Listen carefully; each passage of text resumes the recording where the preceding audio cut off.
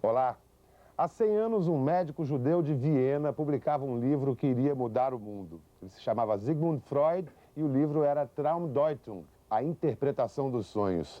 Para falar um pouquinho disso, estão conosco hoje os psicanalistas e escritores M.D. Magno e Daniel Kuperman, membro da formação freudiana. Muito obrigado pela presença de vocês aqui. Vamos começar já com essa questão polêmica, se afinal são 100 anos ou não são, porque na página de rosto do livro está 1900, ou seja, seriam 100 anos só o ano que vem. Freud publicou com essa data com o interesse de entronizar e entrar pelo século, né? Mas é do dia 4 de novembro de 99. 1899. 1899. E ele fez questão o lançamento do livro que ninguém deu a menor bola. Levou 10 anos para esgotar uma edição pequeníssima. Ninguém deu a menor bola para o livro. E ele fez questão de botar 1900 já para inaugurar o século XX. Quer dizer, só 10 anos depois é que começou a chamar a atenção. 10 anos depois ele fez uma outra edição que começou a vender, eu acho que dentro de um ano ou dois. Não foi mais ou menos isso? Acho que foi. É interessante porque já nessa polêmica da data é inaugurada também uma certa questão do que é realidade e o que é fantasia, né? Que eu acho que faz parte do conteúdo desse livro.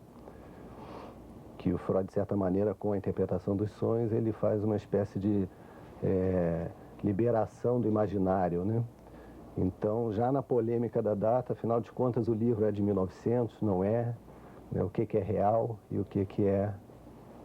Como é que foi, quando e como foi a sua primeira leitura da interpretação dos sonhos? Normalmente, a interpretação dos sonhos ela é lida como uma espécie de apresentação à obra do Freud.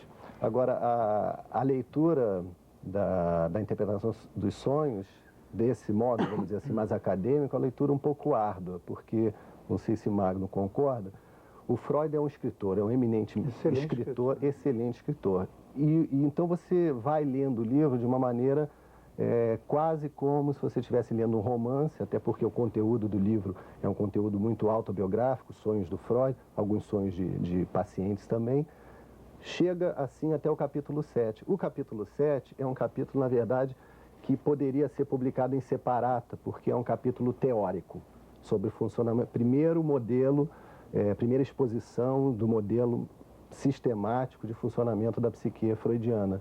Normalmente, então, a psicanálise ela é transmitida sem muito sabor, porque os estudantes, esse foi meu caso, entram em contato com o livro dos sonhos por esse capítulo muito teórico, muito árduo, muito conceitual. O que é uma maldade, porque é o prazer de ler Freud, né? Aquele texto tão bem escrito.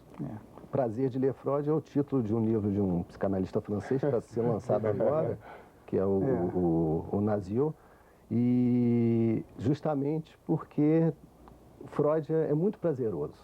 Assim como a psicanálise... Por isso mesmo que, ao contrário do Daniel, eu comecei a ler esse livro com 17 anos, como se fosse um romance.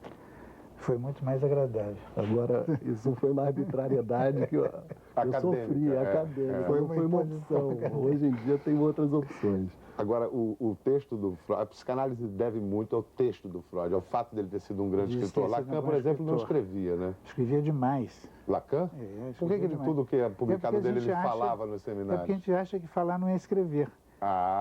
Mas não é escrever, mas... É assim. Dependendo do modo como você... Não é um bate-papo, é uma fala organizada no sentido de uma inscrição. Eu não concordo que... Quer dizer, falar é um falado texto. não é necessário, é um texto e se inscreve de algum modo. Nós hoje não precisamos de caneta, nós temos um negócio chamado gravador, né? Essas coisas se inscrevem. Mas a sua cabeça não funciona de uma maneira diferente quando você senta e usa um instrumento para escrever do que Mas veja bem, quando você faz uma mera redação, aquilo é uma escrita. É uma questão importante, porque eu, por exemplo, não gosto de escrever. O ato de escrever, para mim, é fazer um poema, é fazer um texto que tenha uma densidade quase pictórica, entendeu? Mas quando você está falando de um assunto com certa desenvoltura, como Freud, aliás, faz com muita frequência, isso é da ordem da redação. Eu não sei se a redação é compatível com a noção mais grave de escrita. E às vezes a pessoa fala... O seminário de Lacan, por exemplo, a fala dele é extremamente pesada, extremamente pensada.